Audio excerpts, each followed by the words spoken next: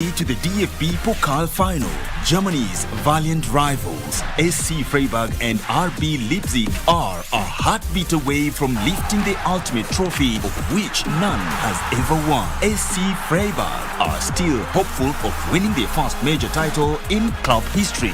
Meanwhile, RB Leipzig have reached 2 of the last 3 DFB Pokal finals, losing 3-0 to Bayern Munich in 2019 and 4-1 to Dortmund in 2021. It is therefore a moment of truth for these finalists. So 5 from 6 this season, make that 6 from 7. 35 minutes gone, 3-0 Freiburg. This is history in the making. As we reveal the identity of 2021-2022 DFB Pokal champion, keep a close eye on this grandest match between SC Freiburg and RB Leipzig on Saturday, the 21st of May 2022 at 9 p.m. live and exclusive on KBC Channel 1. KBC Channel 1, your true sports partner.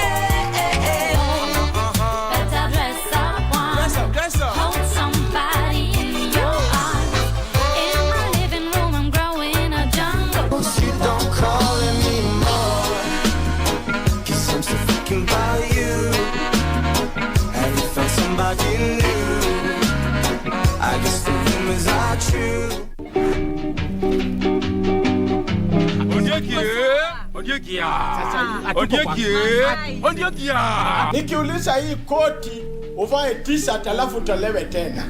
Unaweza kwani? Mama. Yes. Wakati mimi ilikuja ikatoa wewe nguo, unasema ikatoa wewe nguo ikararuia wewe. Uliona mimi? Mwiniona tena mbeleni. Sijawahi kuona tena mbeleni lakini hujawahi. Angoja, hujawahi, si ndio? Bibi ya Wasfarat. Sasa hiyo ni nini? Wasfarat ni nini? Sasa wewe unatolewa nguo gani na orende yako ni suka? Si ninasika tu saindi moja nasunguka hivi nguo yote inatoka. Nani ametuma mimi kurarua hiyo Foster? Ni senator wako. Ene Kamin. Ni nani amefua watu nguo? Ni senator wako. Ni nani yuko na makosa? Ni senator wako. Ni nani atashitakiwa? Ni senator wako.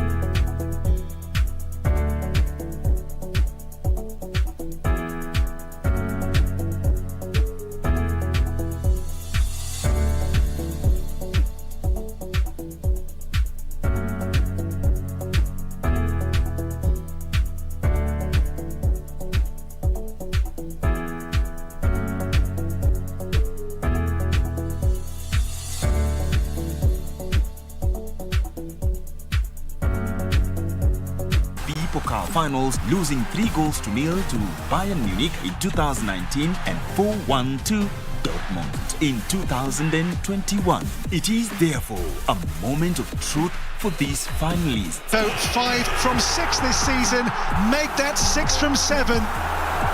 35 minutes gone, 3-0 Freiburg. This is history in the making. As we reveal the identity of 2021-2022 DFB Pokal champion, keep a close eye on this grandest match between SC Freiburg and RB Leipzig on Saturday, the 21st of May 2022 at 9 p.m. live and exclusive on KBC Channel 1. KBC Channel 1, your true sports partner. After 10 years, Machakos County is gearing up to elect a new governor. How well do you know the candidates and what do they have to offer? KBC Channel 1 has organized a gubernatorial debate for Machakos aspirants this Thursday, 19th May, live from Scott Christian University, Machakos, exclusively on KBC Channel 1. Mpiga kura upo? Huu ni wakati wa kucheki kama details zako ziko sawa ndani ya register ya IBC. Tembelea kituo ulikojiandikisha kufikia tarehe 2 Juni mwaka huu na uwasilisha ID au passport yako kwa afisa wa IBC. Waweza pia kucheki details zako kwa kutuma nambari ya ID au passporti hashtag na mwaka wa kuzaliwa kwa SMS 70000 au tovuti verify.iebc.or.ke. Iwapo details zako si sawa, tembelea kituo ulikojiandikisha au ofisi ya IEBC katika eneo bunge lako. Kuwa sure na details zako. IEBC, your vote, your future. Boresha maisha na bima. Maisha hayatabiriki, huenda kukawa na panda shuka. Iwapo utashindwa kulipia bima yako malipo ya kila mwezi, usiwe na wasiwasi. Zungumza na kampuni inayokupa huduma za bima ili ubadilishe bima yako kuwa bima iliyolipiwa tayari. Hutahitajika kuendelea kulipa malipo ya kila mwezi, japo kampuni inayokupa huduma za bima bado itawajibika kukulipa faida unayostahili katika chaguo hili. Pata bima ili kuhakikisha yote yatakuwa sawa.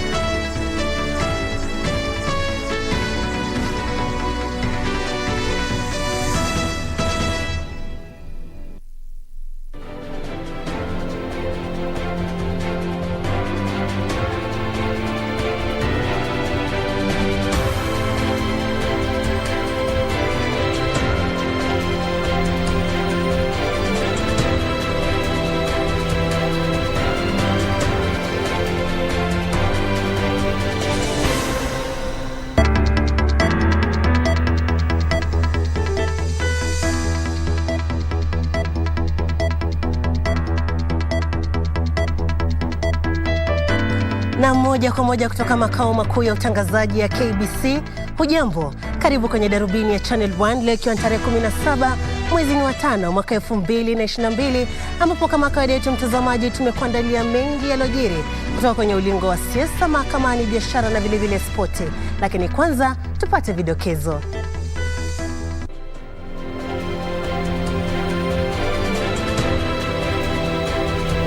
Kongamano kuhusu ustawi wa miji laanza rasmi mjini Kisumu.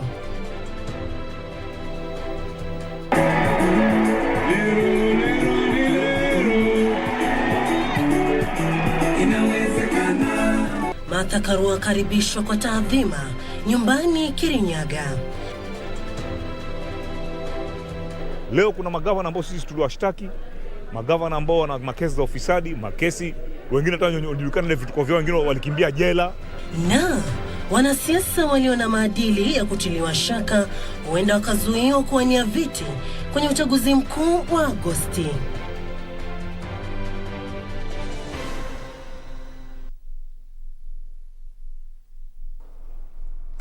Na mtazamaji, sasa karibu tuweze kukujuza taarifa hizo kwa ukamilifu. Jina langu ni Sarafina Robi, mwenzangu wa ishara ni Lensa Odingo. Kumbuka pia unaweza kutupata mbashara pale Facebook, YouTube na Twitter @KBC Channel 1 na @Sarafin_Robi. Na tukianza mtazamaji ni kuwa serikali inatekeleza miradi mbalimbali ya ustawi wa miundo msingi, ile ya kiuchumi na kijamii ambayo itabadili sekta mbalimbali katika kaunti ya Kisumu kuambatana na ajenda 4 kuu za maendeleo na ruwaza ya mwaka 2030. Hii hapa ni baadhi ya miradi hiyo iliyotekelezwa. Na taarifa hiyo bado mtazamaji tunaendelea kukuandalia. Tuangazie taarifa nyingine ambapo mwaniaji mwenza wa urais katika muungano wa Azimio la Umoja wa Kenya Martha Karua amelakiwa kwa shangwe kwenye kaunti yake ya Kirinyaga wakati wa ziara ya kukutana na wananchi ambayo pia alitumia kuwa ya kukaribishwa kwake. Na alivyokaribishwa kwake pale nyumbani, ambaye alitumia fursa hiyo mtazamaji kuzuru kaunti ya Murang'a, alihimiza Wakenya kuwachunguza viongozi kwa misingi ya yale waliofanya kubadili maisha ya wananchi. Na kawaida Karua alizuru kaunti hizo mbili siku moja baada ya kutangaza kuwa mgombea mwenza wa Raila Odinga wakati wa uchaguzi ujao wa urais. Alisema muungano wa Azimio ndio unaongoza kwa kutilia maanani maslahi ya Wakenya. Viongozi walioandamana na Karua walihimiza wakazi kuunga mkono azma yake na kuhakikisha anachaguliwa mwanamke wa kwanza kuhudumu katika wadhifa wa naibu rais. Unaweza amini ni timu gani itakuletea mabadiliko kama maisha ya mtu ile tumesikia kwao ni kazi haieleweki? Kama hakuna mahali mtu ameenda akafanya kazi ya kusifika, leo hii sio ataanza kufanya kazi yako. Na huyu mama si mama tu hivi amepigania Kenya miaka mingi. Hapo na track record ya kupigania haki za Wakenya, na ndio sababu baba ambaye pia ako na hiyo track record wameshikana pamoja wabadilishe Kenya. Hata mtoto wetu wa Ngema eti ya kwamba ni mama wa kwanza katika Kenya mzima kwa naibu wa rais. Na tukisalia kwenye siasa ni kuwa mgombea urais kwa tiketi ya chama cha Sarafina Jimmy Wanjigi amemteua Willis Evans Otieno ambaye ni wakili katika mahakama kuu kuwa mgombea mwenza kwenye uchaguzi mkuu wa mwezi Agosti mwaka huu. Wakati huo msanii wa nyimbo za Injili Ruben Kigame ambaye pia ananuiwa kuwania urais amemtaja Irene Ng'endo Kamau kuwa mgombea mwenza. Akiongea wakati wa hafla hiyo, Kigame ambaye ni mwaniaji huru alivitaka vyama vya kisiasa kuzingatia hitaji la uwakilishi sawa wa jinsia. Wawaniaji wa urais kwenye kinyang'anyiro cha mwezi Agosti waliendelea kuwatangaza wawaniaji wao, Jimmy Wanjigi akimteua Willis Evans Otieno kuwa mgombea mwenza, akiahidi kuleta mageuzi ya kiuchumi humu nchini kupitia kubuniwa kwa nafasi za uwekezaji.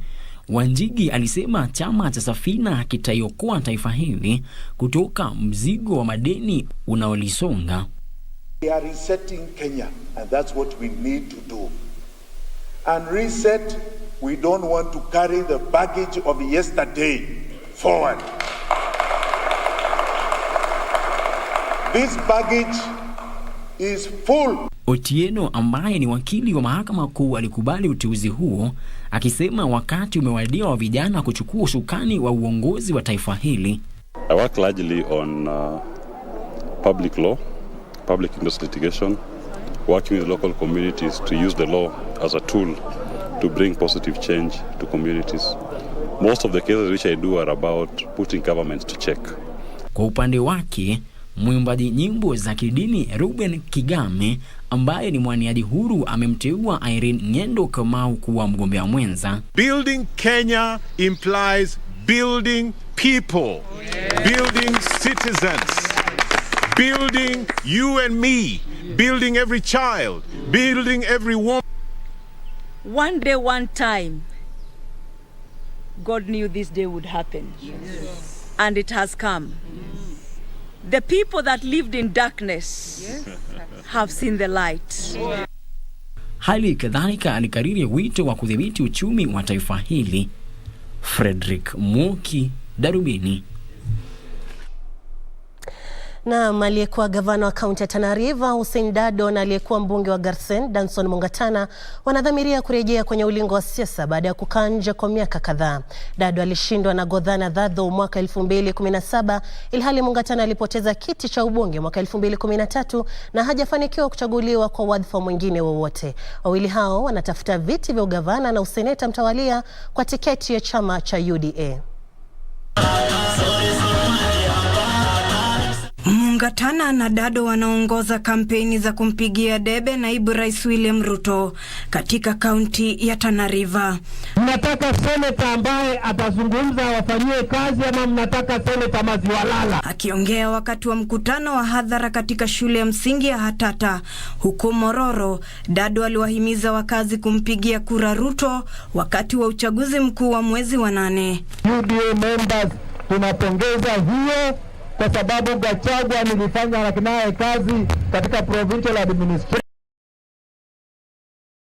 Mrengo wa Kenya Kwanza katika kaunti ya Narok wamewarai wafuasi wao na wale wa wapinzani wao kudumisha amani wakati wa kipindi cha kampeni za uchaguzi. Akiongea mjini Narok baada ya mkutano wa faragha ulioandaliwa na kamishna wa kaunti hiyo Isaac Masinde, gavana Samuel Ole Tunai alisifia hatua ya kamishna huyo ya kufutilia mbali mikutano miwili sambamba iliyopangiwa kufanyika mjini humo.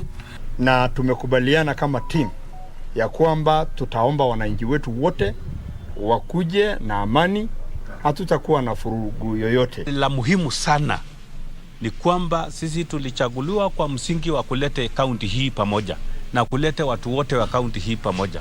Na mzozo wa kisiasa unatokota katika kaunti ya Kilifi kati ya vyama vya UDA na PA kuhusu uamuzi wa waniaji wanaopeperusha bendera ya muungano wa Kenya Kwanza. Na tufanye kazi pamoja kwa sababu ya kuhakikisha Kenya Kwanza, rais wetu wa 5 Mheshimiwa Ruto amekuwa rais. Naye mbunge wa Keseso Rup Mishra alibubujikwa na machozi alipolakiwa kwa shangwe na wafuasi wake mjini Keses. Siku mbili baada ya viongozi wa muungano wa Kenya Kwanza kumsuta kwa kukigura chama hicho kilicho na umaarufu mkubwa katika eneo la Rift Valley. We have to work together by the grace of God and your blessings and your prayers. Ruth Wamboi, Darubini. Na tukisalia bado kwenye siasa ni kwa naibu rais William Ruto amekosoa wapinzani wake kutokana na kile alichotaja kuwa siasa za udanganyifu ambazo huenda zikatumbukiza taifa hili kwenye lindi la migawanyiko. Ruto alikuwa katika kaunti ya Nyeri akiandamana na mgombea wake mwenza Rigathi Gachagua. Alisema wapinzani wake hawana ajenda ya kuleta mageuzi katika taifa hili, lakini azma yao ni kubadilisha katiba ili kubuni nafasi za uongozi kwa manufaa ya wachache.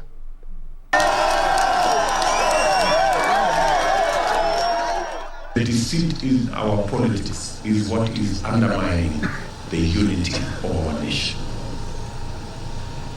And that is why on the 9th of August, the people of Kenya must reject deceit and must reject deception so that we can free our country and move our country into the future united and prosperous.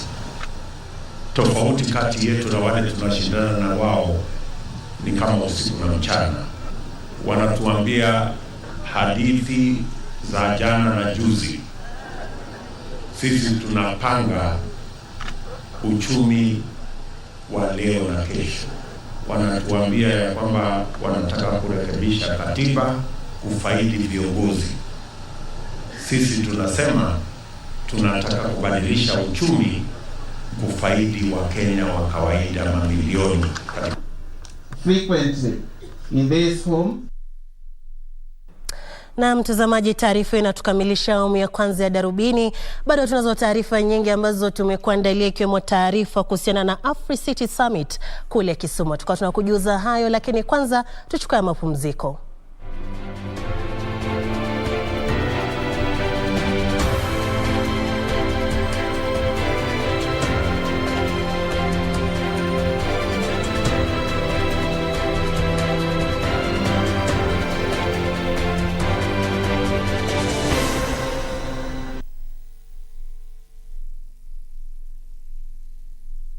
Kupata lazima nishike kama sikiza tune yako. Bonyeza *811 *962 hash. Lazima nishike mapema. Nisiposhika hii simu mapema utakasirika. Unajua mimi nikiwa mtu ya marathon najua niko na experience kabisa. Niko na experience. If you don't hurry, you will not break the record. Okay, wacha nishike hii simu. Kupata lazima nishike, bonyeza *811 *962 hash. *811 *962 hash. Our arts and entertainment industry has evolved over the years. It is at such times that our destinies are written. Will we rise up in courage or die in cowardice? Who are the movers and shakers in film and theatre? Get trendy as we review locally produced films and stage drama every Wednesday at 9 p.m. on Cinemas and Theatre. Brought to you by the Kenya Film Commission. Film Kenya, Capture Africa. Do you have a news story to share with KBC? Get in touch swiftly on email news@kbc.co.ke or call 0723-892-654 or 0734-780-124.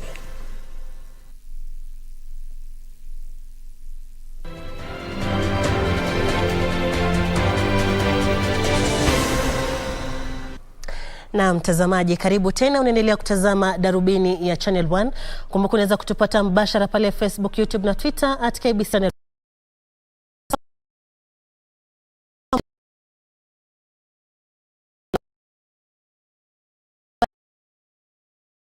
Barani Afrika likiangaziwa zaidi. Kongamano hilo lililohudhuriwa pia na Rais Uhuru Kenyatta limewaleta pamoja wajumbe 8,000 miongoni mwao viongozi wa nchi na serikali na maafisa utawala wa miji mbalimbali kote barani Afrika. Wakiongozwa na Rais Kenyatta, wajumbe kwenye kongamano hilo walielezea umuhimu wa kuwepo ushirikiano katika kuafikia ajenda ya maendeleo ya muungano wa nchi za Afrika AU kufikia mwaka 2063 na pia ajenda ya maendeleo ya Umoja wa Mataifa kufikia mwaka 2030. Africities anatueleza zaidi.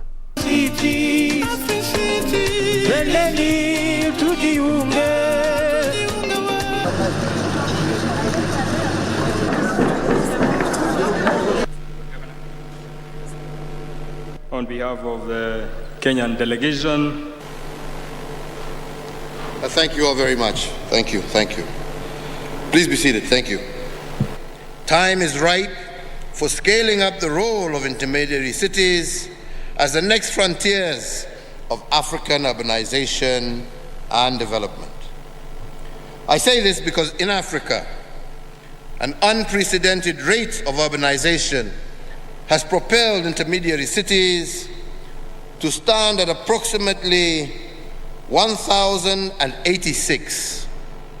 These intermediary cities like Kisumu, where we are today, are home to approximately 174 million people, representing about 36% of our continent's total urban population and contributing about 40% of our continent's GDP. So as we convene to deliberate on how we can establish a shift towards a new urban paradigm and unleash the potential of intermediary cities in fostering inclusive development and the realization of our SDGs and all other social economic development initiatives, we must keep in mind that Africa is becoming increasingly urbanized. We wished to send a clear message that the reality of our continent is reflected in the way we treat our intermediate cities. Treat them well, and we will treat African citizens well. Today, more than 64% of the urban population in Africa live in informal settlements. There is a deficit of housing and housing finance, with only 15% of urban dwellers in Africa able to afford to purchase their own homes. Depending on where our young lady is born, it will be a major battle to get a job own a home, and start a family.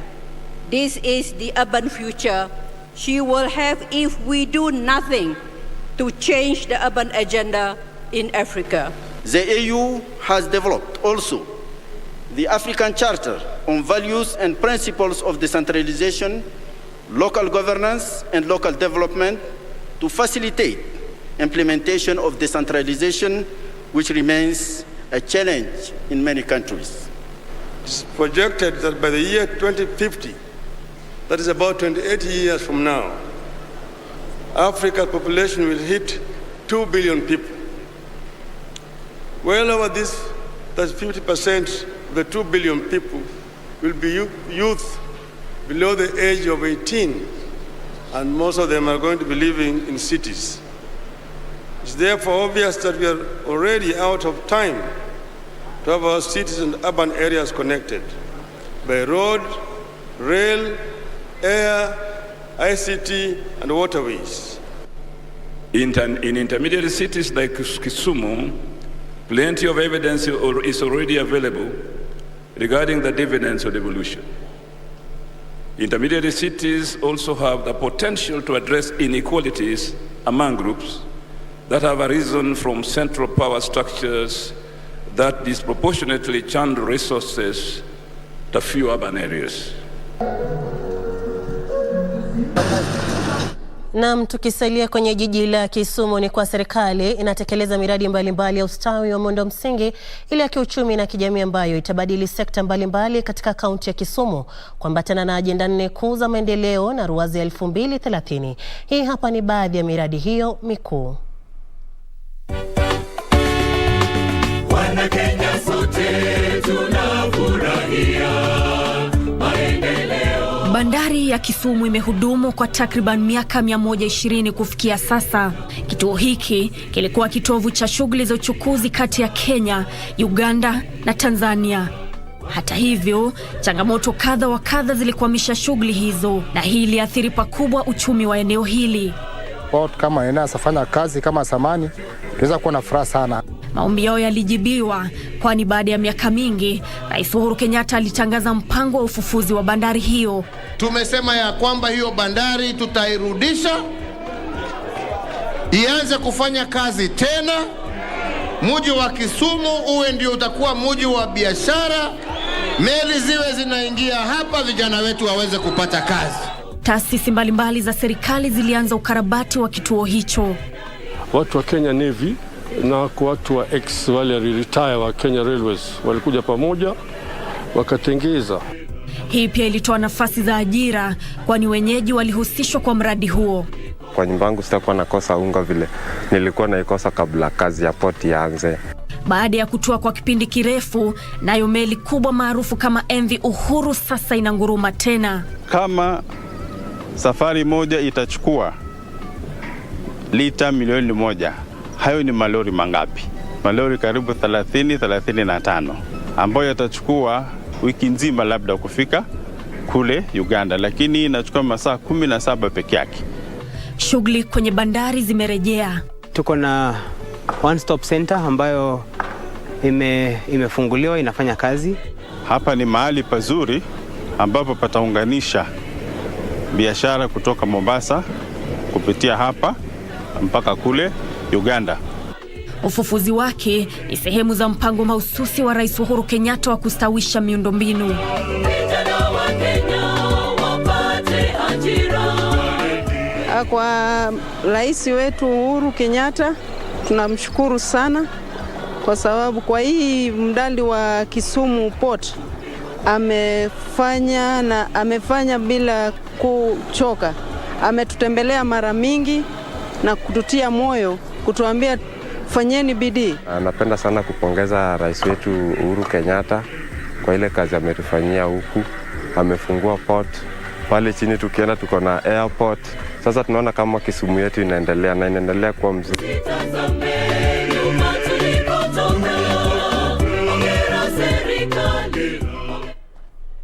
na makala spesheli kwa hisani ya KBC na Ikolo. Tukiendelea hapa studioni, kwa afisi ya mkurugenzi wa mashtaka ya umma na tume ya kukabiliana na ufisadi humo nchini zinatafuta mbinu za kuhakikisha kwamba wanasiasa ambao uadilifu wao unatiliwa shaka watazuiwa kuwania nyadhifa kwenye uchaguzi mkuu.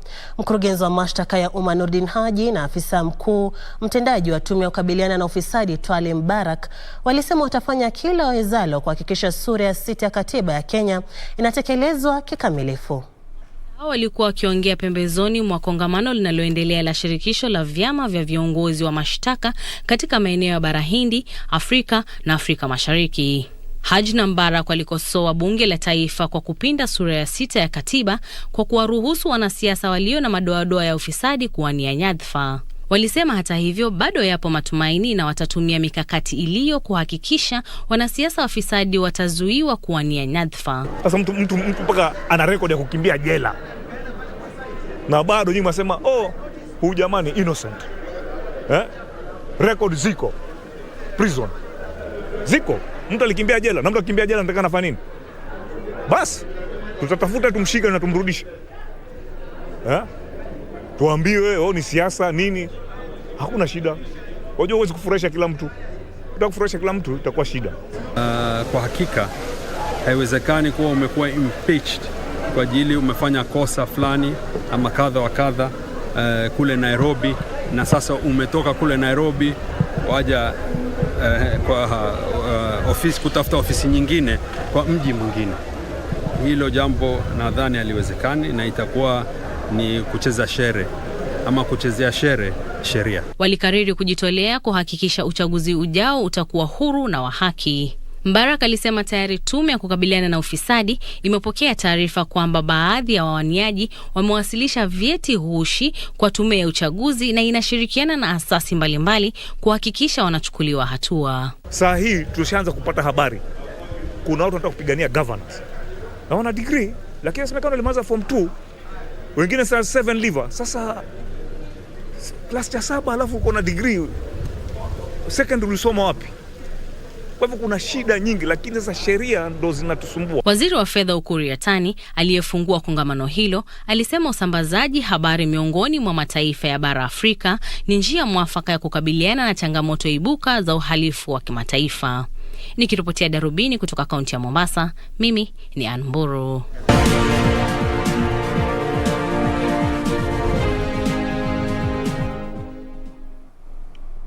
Na sasa karibu kwenye safu ya biashara. Ikiwa umewekeza katika soko la hisa la Nairobi, basi yafaa ufahamu kwamba gharama ya kumiliki hisa imeongezeka baada ya soko hilo la hisa kuanzisha ada ya kila mwaka ya akaunti za hisa. Kupitia ilani kwa wekezaji, halmashauri ya usimamizi wa akaunti za hisa imesema imezindua ada ya shilingi 100 kila mwezi itakayotozwa katika akaunti hizo kuanzia mwezi Julai mwaka huu. Taarifa kamili ni kwenye mseto wa biashara. Shirika linaloshughulikia akaunti za hisa limesema zipo takriban akaunti 80,000, lakini 70% hazihusiki kwenye biashara ya hisa kutokana na shughuli haba kwenye soko la hisa la Nairobi. Na hivi leo, shirika hilo limetangaza kuanzishwa kwa ada ya shilingi 100 kila mwaka kusimamia akaunti hizo. Kwingineko, safari ya kukwea Mlima Kenya iliyoongozwa na waziri wa utalii Najib Balala ilichangisha shilingi milioni 10. Pesa hizo zitatumiwa kuboresha safari za wakwea mlima katika eneo hilo ambalo ni mojawapo ya vivutio vikuu vya utalii humu nchini. Shughuli ya kuboresha vyoo na maeneo ya usafi pamoja na vinjia vya kukwea mlima huo na muundo mbinu kwa jumla inatarajiwa kuanza mara moja. We have 10 million. 10 million is still small money to do a major Marshall Plan. And this money will go to how do we improve the experience of hikers and customers who come at Mount Kenya National Park. This is a beautiful park. Mwishowe, kampuni ya vyakula Twiga Foods imewekeza shilingi bilioni 1.5 kwa lengo la kupunguza ongezeko la mara kwa mara la bei ya vyakula kupitia kuunganisha wakulima na wateja. Uwekezaji huu unalenga kuimarisha uzalishaji mboga na matunda kama vile vitunguu, nyanya na tikiti maji. Gharama ya ununuzi vyakula huchukua kiasi cha 60% ya mapato ya familia nyingi barani Afrika. The opportunity here is figuring out a way in which we could actually step change that.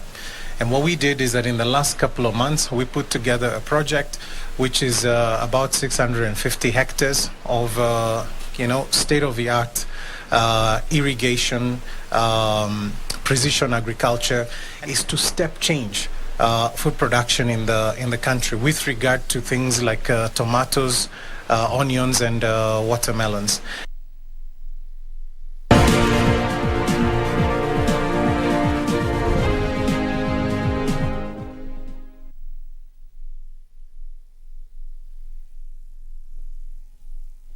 They came, saw and scored their way to the DFB Pokal final.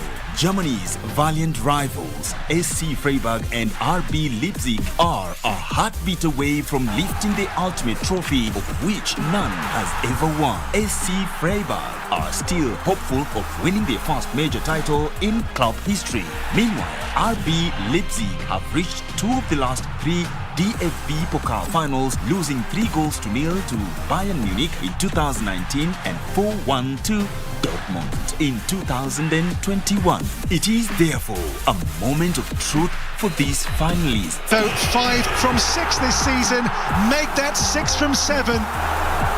35 minutes gone, 3-0 Freiburg. This is history in the making.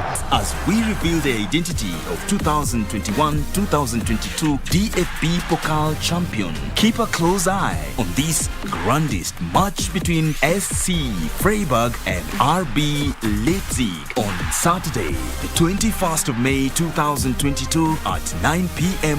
live and exclusive on KBC Channel 1. KBC Channel 1, your true sports partner.